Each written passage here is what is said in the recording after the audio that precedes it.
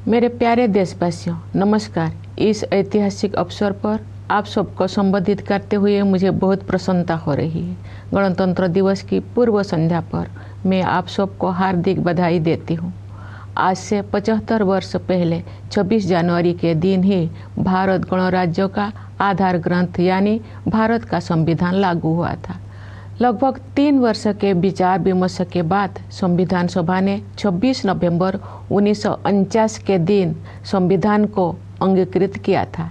इसी उपलक्ष्य में 26 नवंबर का दिन वर्ष 2015 से संविधान दिवस के रूप में मनाया जाता है। गणतंत्र दिवस का उत्सव सभी देशवासियों के लिए सामूहिक उल्लास और गौरव का विषय है। ये कहा जा सकता है कि किसी राष्ट्र के इतिहास में 75 साल का समय पलक झपकने जैसा होता है, लेकिन मेरी विचार से भारत के पिछले 75 वर्ष के संदर्भ में ऐसे बिल्कुल नहीं कहा जा सकता है। ये वो कालखंड है जिसमें लंबे समय से सोई हुई भारत की आत्मा फिर से जागी है और हमारा देश विश्व समुदाय में अपना समुचित स्थान प्राप्त करने के लिए अग्रसर हुआ है। विश्व के प्राचीनतम सभ्यताओं में शामिल भारत को ज्ञान और विवेक का उद्गम माना जाता था, लेकिन भारत को एक अंधकारमय दौर से गुजरना पड़ा। औपनिवेशिक शासन में अमानवीय शोषण के कारण देश में घोर गरीबी व्याप्त हो गई। आज के दिन सबसे पहले हम उन शूरवीरों को याद करते हैं जिन्होंने मातृभूमि को विदेशी शासन की बेड़ियों से मुक्त करने के लिए बड़ी से बड़ी कुर्बानी दी। उनमें से कुछ स्वाधीनता सेनानियों के बारे में लोग जानते हैं, लेकिन बहुतों के बारे में उन्हें जानकारी नहीं थी। इस वर्ष हम भगवान बिरसा मुंडा की 150वीं जयंती मना रहे हैं। वे ऐसे अग्रणी स्वाधीनता सेनानियों में शामिल हैं जिनकी भूमिका को राष्ट्रीय इतिहास के संदर्भ में आप समुचित महत्व दिया जा रहा है। 20वीं सदी के आरंभिक दशकों में स्वाधीनता सेनानियों के संघर्षों ने संगठित राष्ट्रव्यापी आंदोलन का रूप ले लिया। देश का सौभाग्य था कि महात्मा गांधी, रविंद्रनाथ टैगोर और बाबा साहेब आम्बेडकर जैसे महान विभूतियों ने हमारे देश के लोकतांत्रिक मूल्यों को फिर से जीवंत बनाया। न्याय, स्वतंत्रता, समता और बंधुता केवल सैद्धांतिक अवधारणाएं नहीं हैं, जिनका परिचय हमें आधुनिक युग में प्राप्त हुआ है। ये जीवन मूल्य तो सदा से हमारी सभ्यता और संस्कृति का अंग रही है। नव स्वाधीन भारत के संविधान और गणराज्य के भविष्य को लेकर जो आलोचक संदेह व्यक्त करते थे, उन लोगों को इन्हीं जीवन मूल्यों के बल पर पूरी तरह से गलत सिद्ध किया जा सका। भारत के गणतांत्रिक मूल्यों का प्रतिबिंब हमारी संविधान सभा की संरचना में भी दिखाई देता है। उस सभा में देश के सभी हिस्सों और सभी समुदायों का प्रतिनिधित्व था। सबसे अधिक उल्लेखनीय बात ये है कि संविधान सभा में सरोजिनी नायडू, राजकुमारी अमृतकर, सुचेता कृपलानी, हंसाबेन मेहता और मालती चौधरी जैसे 15 असाधारण महिलाएं भी शामिल थी। दुनिया के कई हिस्सों में जो महिलाओं की समानता को एक सुदूर आदर्श समझा जाता था, तो भारत में महिलाएं राष्ट्र की नियति को आकार देने में सक्रिय योगदान दे रही थी। हमारा संविधान एक जीवंत दस्तावेज इसीलिए बन पाया है क्योंकि नागरिकों की निष्ठा सदियों से हमारी नैतिकता परक जीवन दृष्टि का प्रमुख तत्व रही है। हमारा संविधान भारतवासियों के रूप में हमारी सामूहिक अस्मिता का मूल आधार है, जो हमें एक परिवार की तरह एकता के सूत्र में पिरोता है। पिछले 75 वर्षों से संविधान ने हमारी प्रगति का मार्ग प्रशस्त किया है। आज के दिन हम संविधान सभा के प्रारूप समिति के अध्यक्ष डॉक्टर भीमराव अंबेडकर, सभा के अन्य प्रतिष्ठित सदस्यों, संविधान के निर्माण से जुड़े विभिन्न अधिकारियों और ऐसे अन्य लोगों के प्रति अपनी कृतज्ञता व्यक्त करते हैं, जिनके कठिन परिश्रमों के फलस्वरूप हमें ये विलक्षण ग्रंथ प्राप्त हुआ। प्यारे देशवासियों, संविधान लागू होने के बाद के ये 75 वर्ष हमारे युवा गणतंत्र की सर्वांगीण प्रगति के साक्षी है। स्वाधीनता के समय और उसके बाद भी देश के बड़े हिस्सों में घोर गरीबी और भूखमरी की स्थिति बनी हुई थी, लेकिन हमारा आत्मविश्वास कभी डिगा नहीं। हमने ऐसे परिस्थितियों के निर्माण का संकल्प लिया जिनमें सभी को विकास करने का अवसर मिल सके।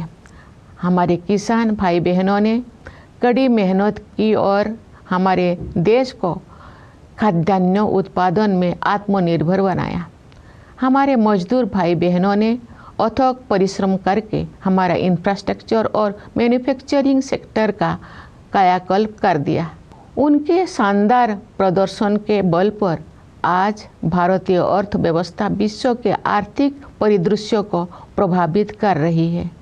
आज का भारत अंतर्राष्ट्रीय मंच पर नेतृत्व की स्थिति हासिल कर रहा है। संविधान में निर्धारित रूपरेखा के बिना ये व्यापक परिवर्तन संभव नहीं हो सकता था। हाल के वर्षों में आर्थिक विकास की दर लगातार ऊंची रही है, जिससे हमारे युवाओं के लिए रोजगार के अवसर पैदा हुई है। किसानों और मजदूरों के हाथों में अधिक पैसा आया है तथा बड़ी संख्या में लोगों को गरीबी से बाहर निकाला गया है। साहसिक और दूरदर्शी आर्थिक सुधारों के बल पर आने वाले वर्षों में प्रगति की ये रफ्तार बनी रहेगी। समावेशी विकास हमारी प्रगति की आधारशिला है, जिससे विकास का लाभ व्यापक स्तर पर अधिक से अधिक देशवासियों तक पहुंचता है। सरकार द्वारा वित्तीय समावेशन को सर्वोच्च प्राथमिकता दी जा रही है। इसलिए प्रधानमंत्री जन धन योजना, प्रधानमंत्री जीवन ज्योति बीमा योजना, प्रधानमंत्री सुरक्षा बीमा योजना, मुद्रा योजना, स्टैंड अप इंडिया और अटल पेंशन योजना जैसी वित्तीय समर्थन योजनाओं का विस्तार किया गया है, ताकि अधिक से अधिक लोगों तक विभिन्न प्रकार की वित्तीय सहायता पहुंचाए जा सके। ये भी एक बहुत महत्वपूर्ण बदलाव है कि सरकार ने जन कल्याण को नई परिभाषा दी है, जिसके अनुसार आवास और पेयजल जैसी बुनियादी ज़रूरतों को अधिकार माना गया है। वंचित वर्गों के लिए, विशेष रूप से अनुसूचित जातियों, अनुसूचित जनजातियों तथा अन्य पिछड़े वर्गों की सहायता के लिए सभी प्रयास किए जा रहे हैं। अनुसूचित जातियों के युवाओं के लिए प्री मैट्रिक और पोस्ट मैट्रिक छात्रवृत्तियाँ, राष्ट्रीय फेलोशिप, विदेशी छात्रवृत्तियाँ, छात्रावास और कोचिंग सुविधाएं दी जा रही है। प्रधानमंत्री अनुसूचित जाति अभ्युदय योजना द्वारा रोजगार और आमदनी के अवसर उत्पन्न करके अनुसूचित जातियों के लोगों की गरीबी को तेजी से कम किया जा रहा है। अनुसूचित जनजाति समुदायों के सामाजिक एवं आर्थिक विकास के लिए विशेष योजनाएं बनाई गई है, जिनमें धरती आबा जनजातीय ग्राम उत्कर्ष अभियान और प्रधानमंत्री जनजातीय आदिवासी न्याय महाअभियान PM जनमन शामिल है। विमुक्त, घुमंतु और अर्ध घुमंतु समुदाय के लिए विकास एवं कल्याण बोर्ड का गठन किया गया है। पिछले एक दशक में सड़कों और रेल मार्ग, बंदरगाह और लॉजिस्टिक हब्स सहित फिजिकल इंफ्रास्ट्रक्चर के विकास पर बल दिया गया है। इससे एक ऐसा मजबूत आधार विकसित हो गया है जो आने वाले दशकों में विकास को संबल प्रदान करेगा। सरकार ने वित्त के क्षेत्र में जिस तरह से प्रौद्योगिकी का उपयोग किया है, वो एक मिसाल है। डिजिटल भुगतान को विभिन्न विकल्पों के साथ साथ प्रत्यक्ष लाभ हस्तांतरण की प्रणाली ने समावेशन को बढ़ावा दिया है, जिससे बड़ी संख्या में लोगों को फॉर्मल सिस्टम में शामिल किया जा सका है। इसके कारण सिस्टम में अभूतपूर्व पारदर्शिता भी आई है। इस प्रक्रिया में कुछ वर्षों के दौरान ही हमने एक ऐसा मजबूत डिजिटल पब्लिक इंफ्रास्ट्रक्चर विकसित कर लिया है जो विश्व की श्रेष्ठतम संरचनाओं में से एक है। इंसॉल्वेंसी एंड बैंकरप्सी कोड जैसा साहसिक उपायों के परिणाम स्वरूप बैंकिंग व्यवस्था अब अच्छी स्थिति में आ गई है।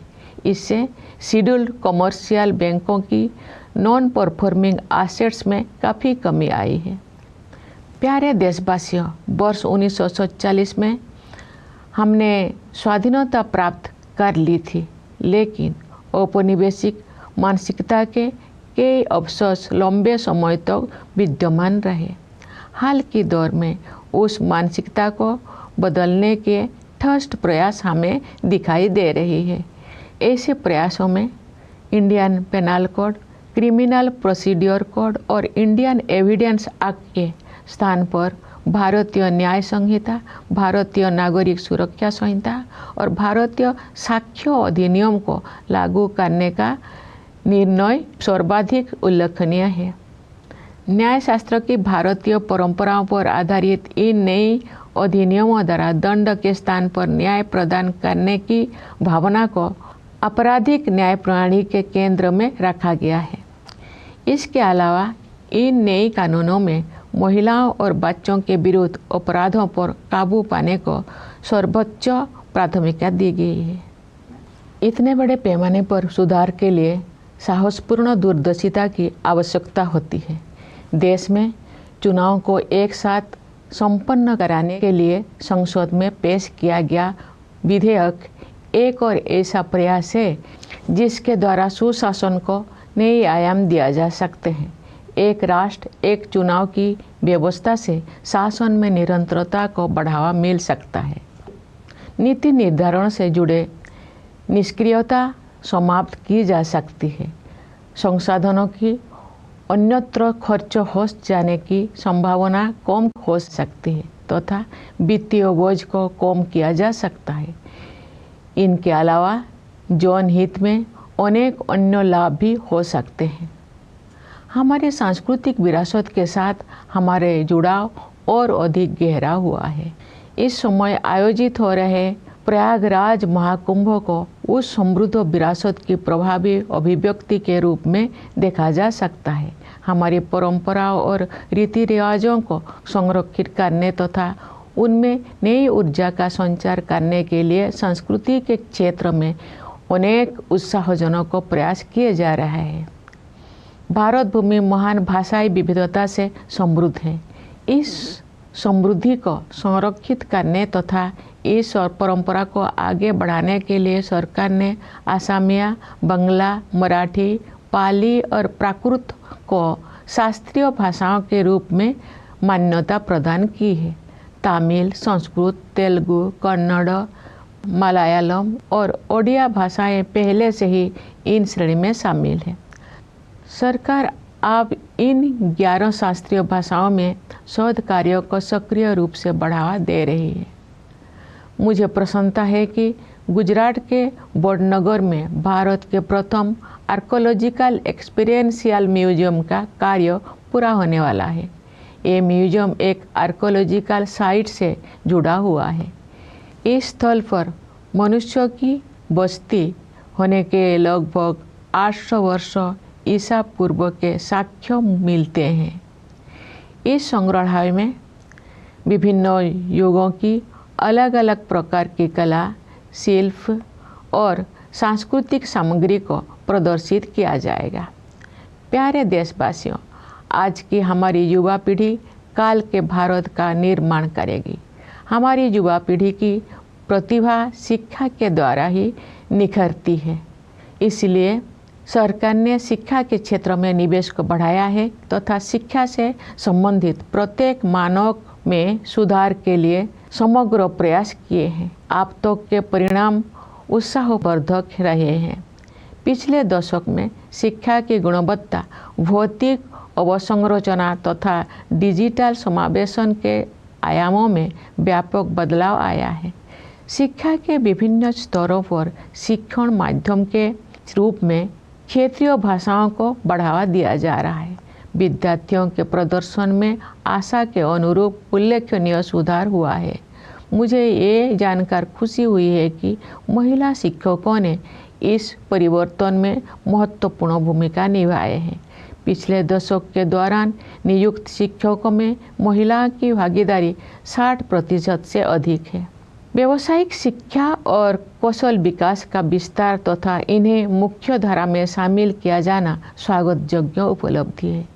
इस प्रक्रिया को आगे बढ़ाते हुए आप हमारे युवाओं को योजनाबद्ध तरीके से कॉरपोरेट सेक्टर में इंटर्नशिप के अवसर प्रदान किए जा रहा है।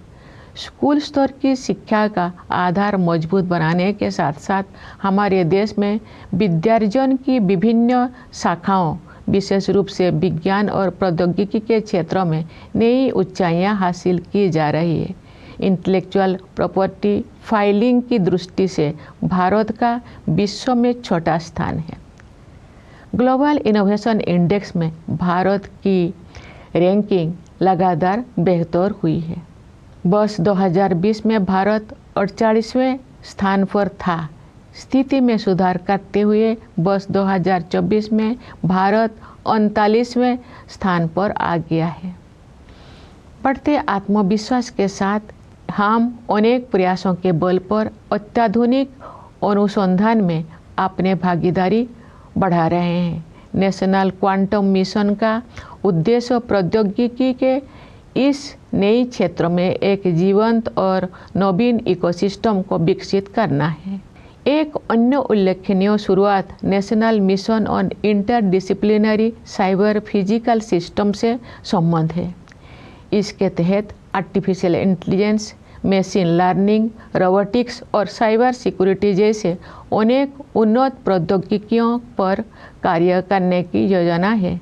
इन प्रौद्योगिकियों को कुछ समय पहले तक फ्यूचरिस्टिक समझा जाता था, लेकिन अब ये तेज़ी से हमारे दैनिक जीवन का हिस्सा बनती जा रही है।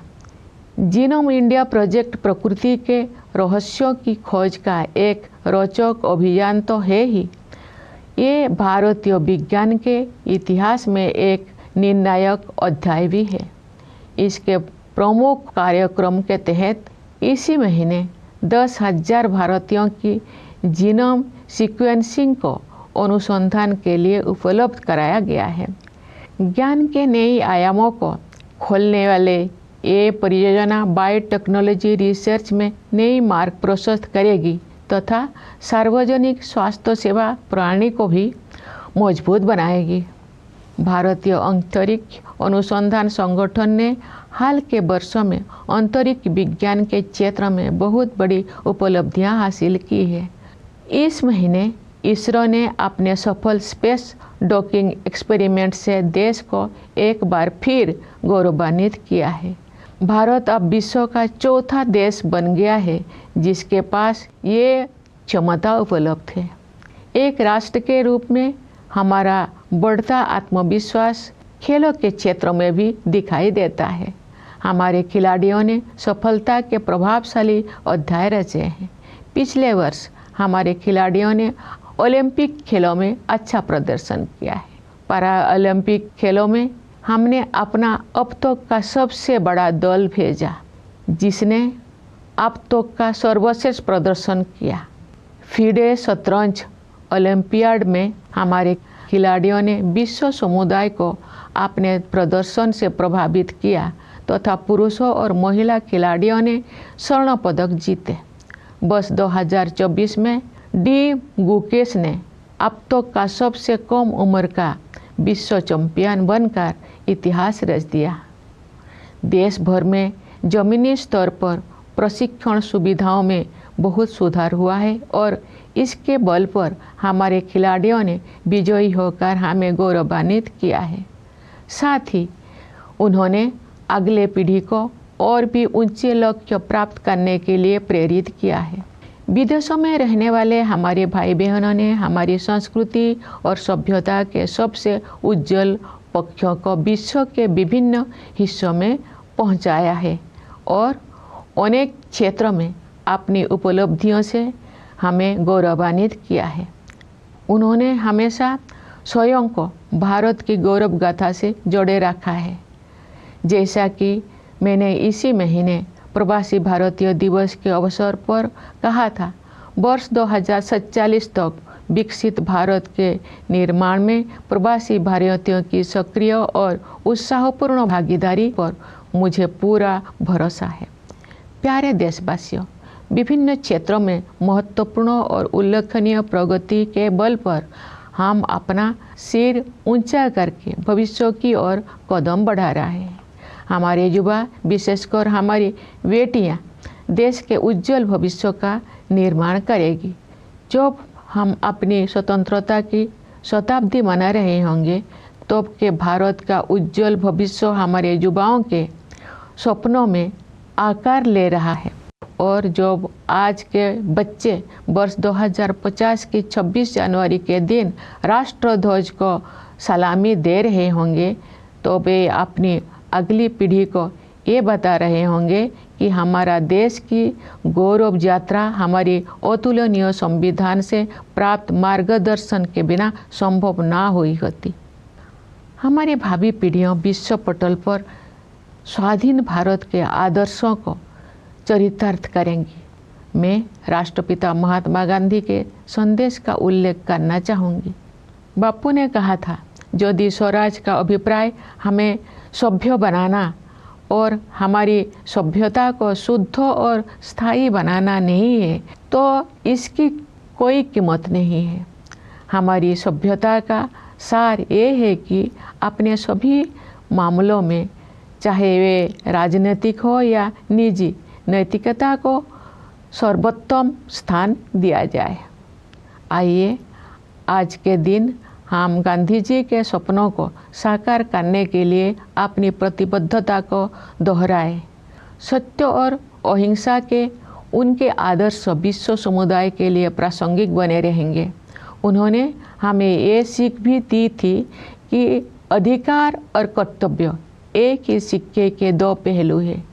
सच तो ये है कि कर्तव्य ही अधिकार का वास्तविक स्रोत है। सभी के प्रति करुणा के बारे में उनकी शिक्षा को भी हम याद करें। वे कहते थे कि हमें केवल मनुष्यों के प्रति ही नहीं, बल्कि अपने आसपास के पशु पक्षियों, पेड़ पौधों, नदियों और पहाड़ों के प्रति भी संवेदना का भाव रखना चाहिए। हम सभी का कर्तव्य है कि जलवायु परिवर्तन के वैश्विक संकट का सामना करने के प्रयासों में अपना योगदान अवश्य दें। इस संदर्भ में 2 अनुकरणीय प्रयास किए गए हैं। विश्व स्तर पर Bharat mission lifestyle for environment नामक एक जन आंदोलन का नेतृत्व कर रहा है। इसका उद्देश्य पर्यावरण के संरक्षण और संवर्धन में व्यक्तियों और समुदायों को अधिक सक्रिय होने के लिए प्रेरित करना है। पिछले वर्ष विश्व पर्यावरण दिवस के अवसर पर हमने अपनी मातृशक्ति के साथ साथ जीवनदायिनी प्रकृति की पोषण शक्ति के प्रति सम्मान व्यक्त करते हुए एक पेड़ माँ के नाम के संदेश के साथ एक अनूठा अभियान शुरू किया था। इस अभियान का 80 करोड़ पौधे लगाने का लक्ष्य समय सीमा से पहले ही पूरा कर लिया गया है। विश्व समुदाय ऐसे अभिनव प्रयासों से सीख ले सकते हैं। लोग ऐसे प्रयासों को स्वयं के आंदोलन के रूप में अपना सकते हैं। प्यारे देशवासियों, मैं एक बार फिर आप सभी को गणतंत्र दिवस की बधाई देती हूँ। देश की सीमाओं की रक्षा करने वाले हमारे सैनिकों के साथ साथ सीमाओं के भीतर देश को सुरक्षित रखने वाले पुलिस और अर्धसैनिक बलों के जवानों को भी मैं बधाई देती हूँ। न्यायपालिका, सिविल सेवाओं तथा विदेशों में हमारी मिशनों के सदस्यों को भी मेरी बधाई। मेरी शुभकामना है कि आप सब अपने प्रयासों में सफलता प्राप्त करें। धन्यवाद। जय हिंद, जय Bharat.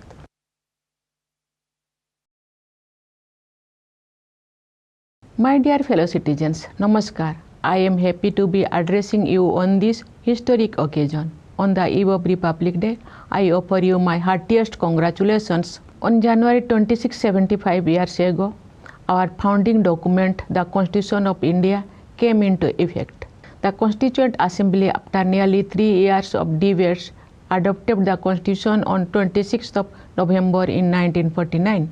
That day, 26th November, has been celebrated as Samvidhan Divas, that is Constitution Day, since 2015.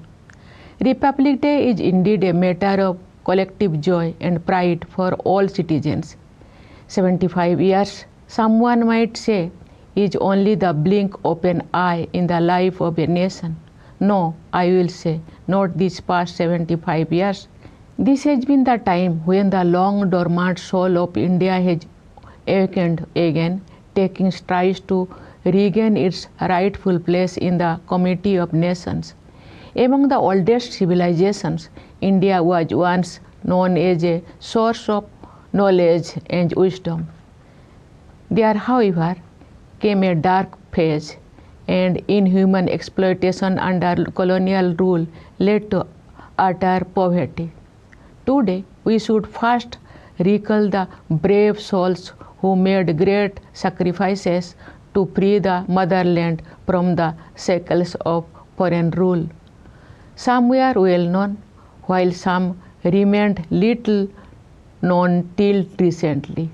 We are celebrating this year the 115th birth anniversary of Bhagwan Birsa Munda, who stand as a representatives of the freedom fighters whose role in the national history is now being recognized in true proportions. In the early decades of the 20th century, their struggles consolidated in an organized nationwide independence movement. It was the nation's good fortune to have the likes of Mahatma Gandhi, Rabindranath Tagore, and Baba Saheb Ambedkar, who helped it rediscover its democratic ethos. Justice, liberty, equality, and fraternity are not theoretical concepts that we came to learn in modern times. They have always been part of our civilizational heritage.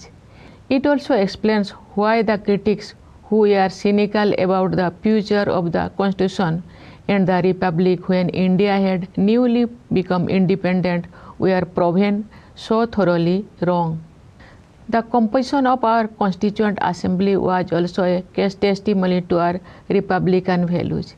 It had representatives from all parts and all communities of the country.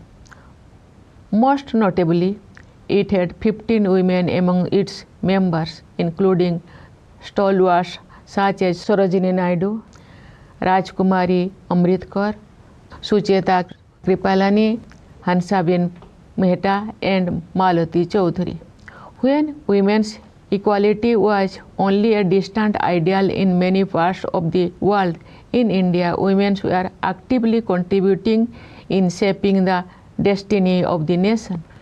The Constitution has become a living document because civic virtues have been part of our moral compass for millennia.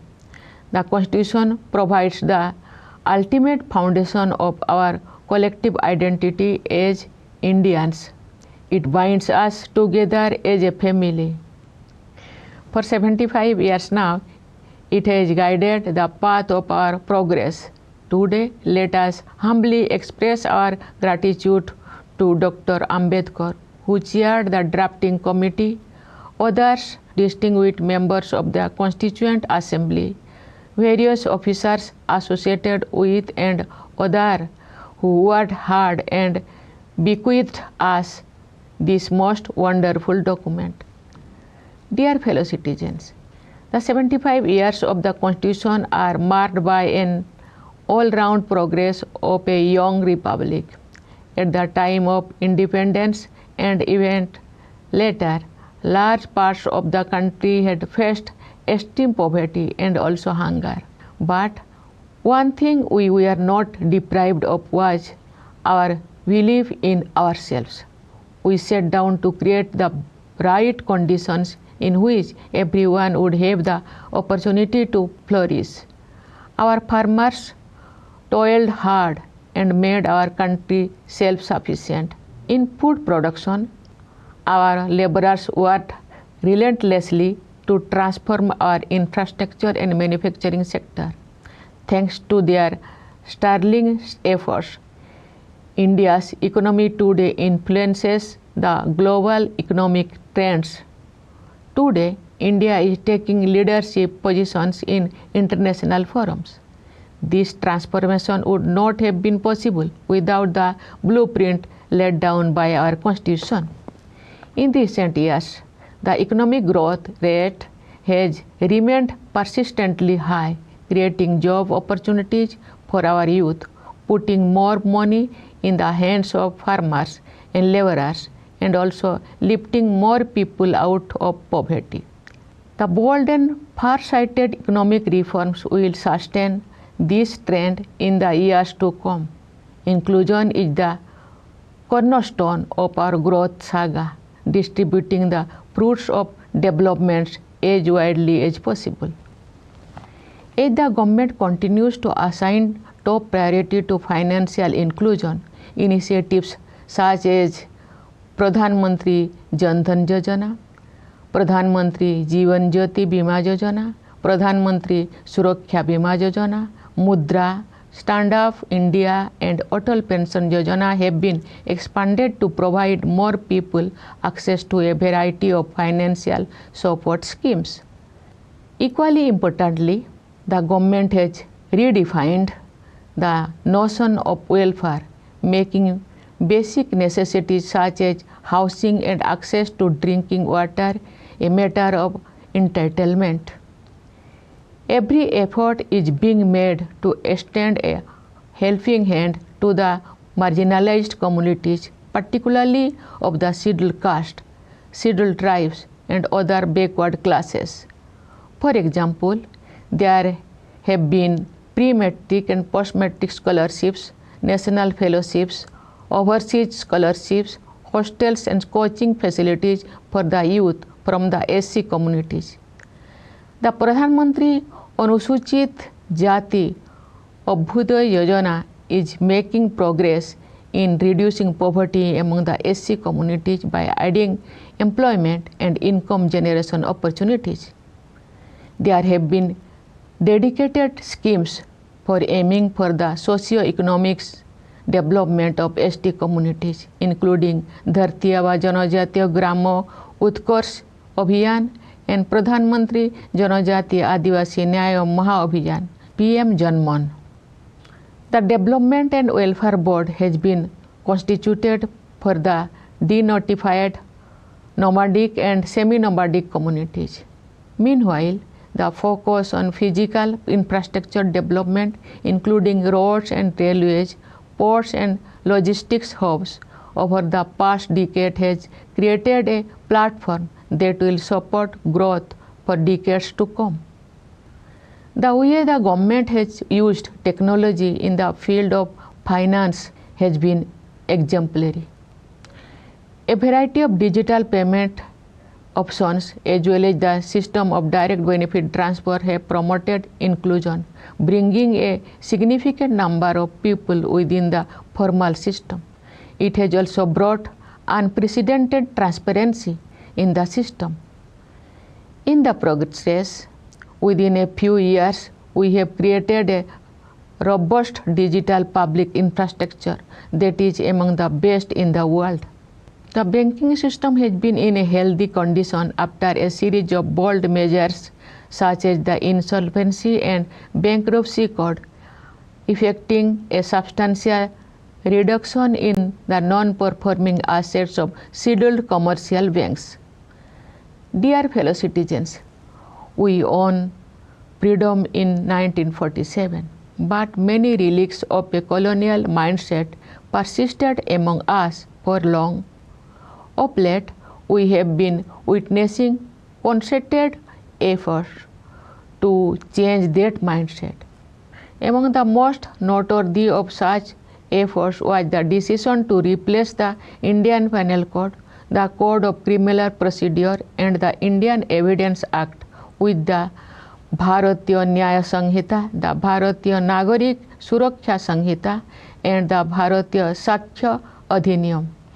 Based also on Indian traditions of jurisprudence, the new criminal laws place the delivery of justice instead of punishment at the center of the criminal justice system. Moreover, the new laws grant top priority to countering crimes against women and children. Reforms of such magnitude requires an audacity of vision. Another measure that promises to redefine the terms of good governance is the bill introduced in Parliament to synchronize election schedules in the country. The One Nation, One Election plan can promote consistency in governance, prevent policy paralysis, mitigate resource diversion, and reduce the financial burden, apart from offering many other benefits. There has also been a fresh engagement with our civilizational heritage. The ongoing Mahakumbh can be seen as an expression of the richness of that heritage. An exciting array of initiatives is underway in the domain of culture to preserve and revitalize our traditions and customs. India is a hub of great linguistic diversity. In order to conserve as well as celebrate this richness, the government has recognized Assamese, Bengali, Marathi, Pali, and Prakrit as classical languages. This category already includes Tamil, Sanskrit, Telugu, Kannada, Malayalam, and Odia. The government is proactively promoting research in 11 classical languages now. I look forward to the completion of India's first archaeological experiential museum in Badnagar of Gujarat, being developed next to an excavation site that shows evidence of human settlement from around 800 BCE. The museum will bring together in one place a wide range of arts, crafts, and cultural elements from different eras. Dear fellow citizens, it is after all our young generation that is going to shape the India of tomorrow. In turn, shapes these young minds. Therefore, the government has increased its investment in education and made every effort to improve every parameter related to this sector. The results so far are more than encouraging. The last decade has transformed education in terms of quality of learning and physical infrastructure and digital inclusion. For the medium of instruction, the regional languages are promoted at more levels. It is not surprising that there has been a notable improvement in students' performance. I am glad to learn that women teachers have played a crucial role in this transformation, since more than 60% of those who became teachers in the last decade are women. The expansion and mainstreaming of vocational and skilled education is a welcome development. This is also supplemented now by the scheme to provide our youth internship opportunities in the corporate sector. With a stronger foundation of the school level education, India has been scaling new heights in various branches of knowledge, particularly in science along with technology. For example, India stands sixth in terms of intellectual property filing in the world. We have consistently improved our ranking in the Global Innovation Index, moving from 48th position in 2020 to 39th in 2024. With rising self-assurance, we are increasing our participation in cutting-edge research with a series of initiatives. The National Quantum Mission aims to create a vibrant and innovative ecosystem in this new frontier of technology. Another noteworthy beginning is with the National Mission on Interdisciplinary Cyber Physical System, which plans to focus on several advanced technologies including artificial intelligence, machine learning, robotics, and cyber security. These technologies were called futuristic till recently, but they are fast becoming part of our daily lives. The Genome India project has been not only an exciting venture in exploring nature, it is also a veritable defining moment in the history of science in India. Under its flagship program, the genome sequencing of 10,000 Indians have been made available for further research only this month. This path-breaking project will open new vistas in biotechnology research and also give a fillip to the public health care system. The Indian Space Research Organization has been taking giant leaps in space in recent years.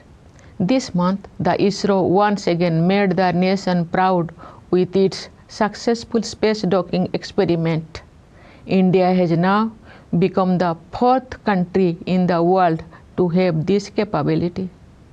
Our increasing confidence level as a nation are also reflected in the arena of sports and games, where our players have scripted thrilling success stories. Last year, our athletes made a mark in the Olympic Games.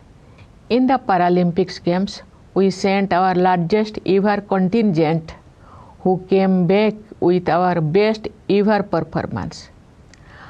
Our chess champions impressed the world as our men and women won the gold at the FIDE Chess Olympiad. The achievements in the sports during the year 2024 were kept by D. Gukesh, who became the youngest world chess champion.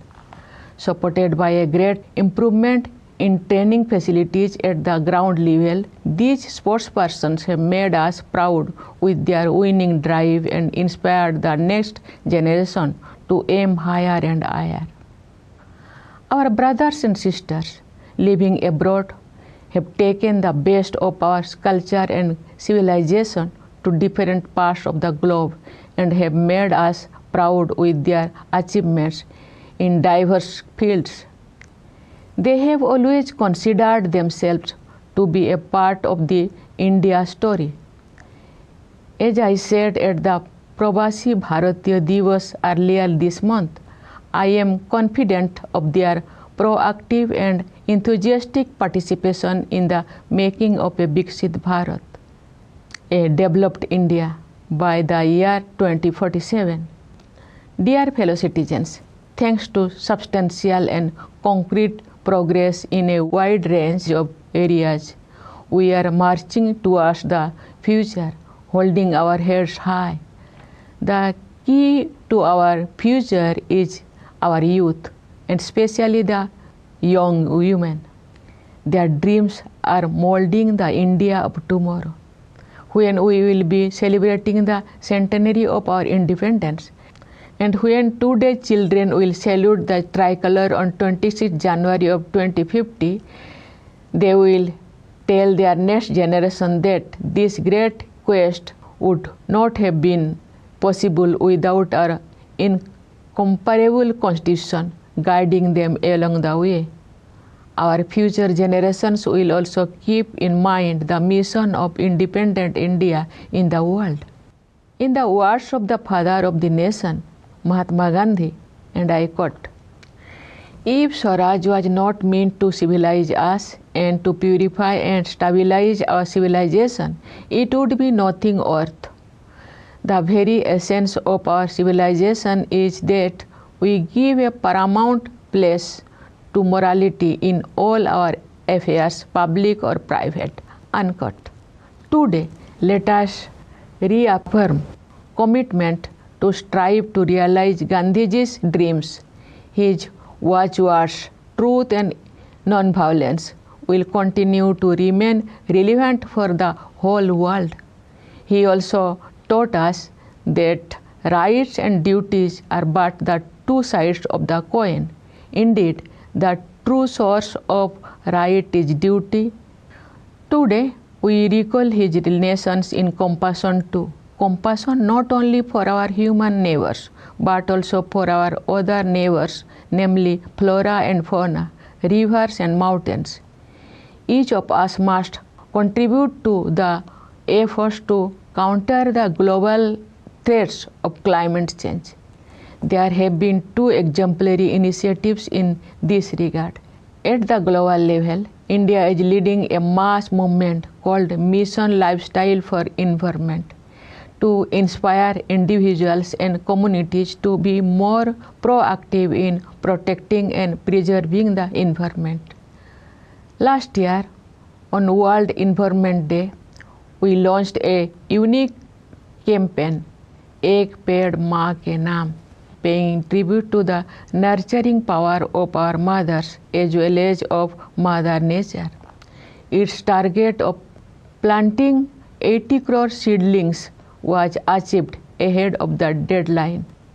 The world can learn from such innovative moves that people can adopt as their own movements. Dear fellow citizens, let me once again congratulate you all on the occasion of Republic Day. My congratulations to the soldiers guarding our borders as well as police and paramilitary personnel keeping it safe within the borders. My congratulations also to the members of the judiciary, the bureaucracy, and our missions abroad. My best wishes to you in all your endeavors. Thank you. Jai Hind, Jai Bharat.